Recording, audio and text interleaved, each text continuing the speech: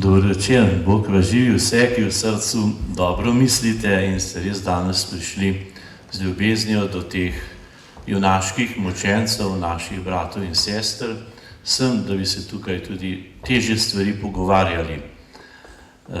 No, zdaj bi moral v bistvu o Krimski jami morda več spregovoriti gospod novinar Ivo Žajdele je tukaj, on je veliko pisal, pa že prej Janko Maček, pa ne vem, če je prišel.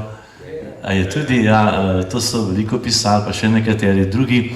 No, jaz sam pa vedno sem določen za župnika po božji volji, pa malo tudi po nadškofovi v tako župnijo, kjer je veliko teh žrtev.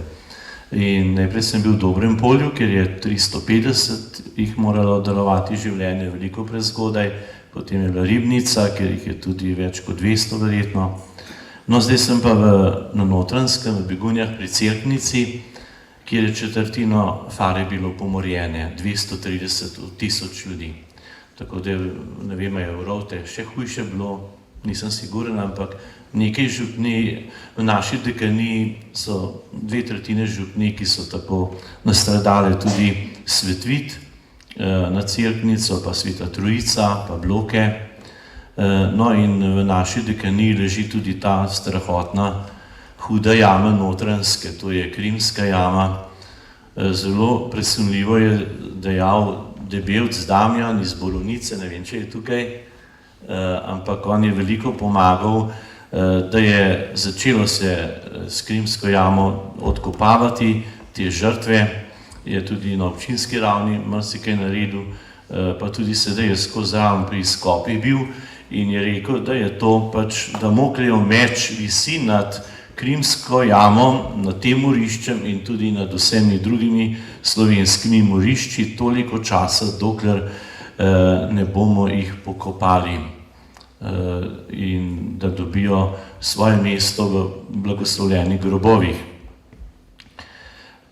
No, jaz sam sem zelo presunjen bil, ko sem vse skozi sodeloval v marsičem, da smo dobili ta okostja iz Krimske jame v Begunje, v posebno sobo, zraven župnišča, imamo še eno stavbo in tam je doktor Velušček Tone, ne vem, če je tudi danes, mislim, da ni tukaj, pomagal, da so se odkrili nekatere stvari, sam arheolog, potem pa gospa Martina Kocmur, je tudi antropolog in je vse skozi se izjemno trudila, ko so jamarji dobili v sondah ta okostja iz Krimske jame, je vse očistila, to je več kot mesec dela, ogromno dela je bilo in zdaj mi je tudi dala poročilo o tem, kar je delala, da se vidi jasno,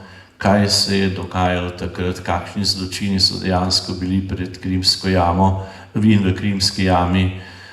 Recimo, če vam sem starost povem, ko je na podlagi okosti ugotovila, da je eno okostje samo 1 mesec staro, potem drugo okostje 32 tednov, potem en otroček je bil star samo 3 leta, potem mladostnik 13 let, pa eden 15 let, pa 16 let tudi eden, 2 18 let, 4 20 let, 8 25 let, 3 30 let, 2 38 let, potem 2 45 pa 2 50 let. Vseh skeletov je torej 28, čeprav je bilo tam umorjenih veliko več. Točno število se ne ve, zato ker jamarji so se junaško trudili iz Borovnice, pa iz Rakeka, pa iz Logatca, pa iz Ajdovščine, celo se mi zdi tudi nekaj, in so bili velike nevarnosti, ker so morali tam 25 metrov globoko se spustiti in potem sondami preko Škripčevja so to dobili ven, vsa okostja, ampak je bilo več kot 30 kubikov tudi materijala, ker so po vojni 47. pa tam 48. leta minirali na vrh to jamo in se je vse sesulo notri na te reveže, tako da ja ne bi nihče nikoli to odkopal ali videl podobno, kot je Huda jama bila 11-krat zazidena, ampak se je odkrilo, so bili junaki, ki so to naredili. No in sedaj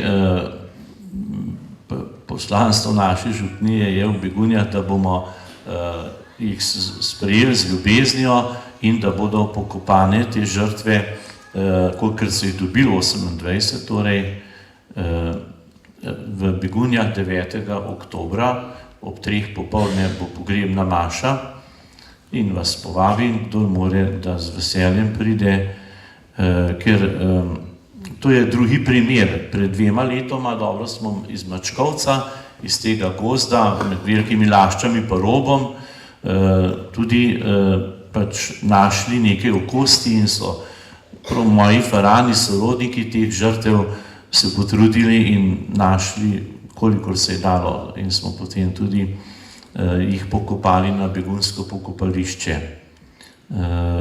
In to je pa zdaj drugi primer, ne vem, če kdo ve, za kakšen primer, da je več teh naših pokojnih junakov že pokopanih. Mislim, da ni dosti primerov ali nič. Razen posamezni primeri, pri nas v Begunjah so jih ene par po vojni na skrivaj odkopali, ker poleg Rimske jame, veste, so še nažalost druge jame. Jaz sem tukaj par jih zapisal, je gospod Dežman, je to precej raziskoval, pa gospod Ferenc, v poročilu 2 in 3 imate notri bolj nadrobno zapisano. Poleg Rimske jame imamo še 3 jame v Dobcu, ena naša vas, kjer je Mihcovo brezno in tam jih je tudi precej notri in sedaj domnevamo, da če je tudi tako so jih malo našli, da verjetno jih je več v tem breznu, pa Vodiško brezno, pa Cokalovo brezno, to so 3 na področju majhne vasi. Potem v Bezvoljaku je Matevževo brezno, pa v Cerkniški župniji sta 2 brezna, to je Kovačevo brezno na Brezjah, to je ena majhna vasica nad Begunjami, pa v Dolenji vasi tudi pri Cerknici je eno brezno Balantove doline. In to je hudo, ker je ta strah še vedno zelo prisoten. No, morda je tudi gospod Sušnik res veliko povedal glede tega problema v Hudi jami v Teharjah, ampak če bi Slovenci bili še bolj samozavestni, pa pogumni, tudi kristjani, pa tudi potomci teh žrtev, bi mogoče se že kaj več naredilo in morda ne bi prišlo do tega prenosa vse v Maribor, ker naknadno je možno, da se bo rešilo, samo je pa tudi velik dvom, da se lahko tudi ne reši. Jaz sam pač tako razmišljam, tudi jaz recimo bi lahko v strahu kosteh imel, ker me celo par župnikov reklo, sploh pa faranov veliko, bojo še tebe ubili, nehajte že to. Nehajte že te stvari delati. Jaz sem pa rekel, bom pa prej, če sem učenc, še čudeža ni treba, takoj na nebesa prideš. Tako da se ne sekiram nič in hvala Bogu, da je nekaj ljudi, faranov, zelo naklonjenih, so mi pomagali in tudi vesel sem, da so tudi jamarji, vsi, ki ste sodelovali, veliko storili, da se je v Mačkovcu uredilo in tudi v Krimski jami in morda bomo tudi druga brezna uredili, da bodo dobili prav blagoslovljeno zemljo ti rajni, ki so res junaški pričevalci in se jim lahko že priporočamo.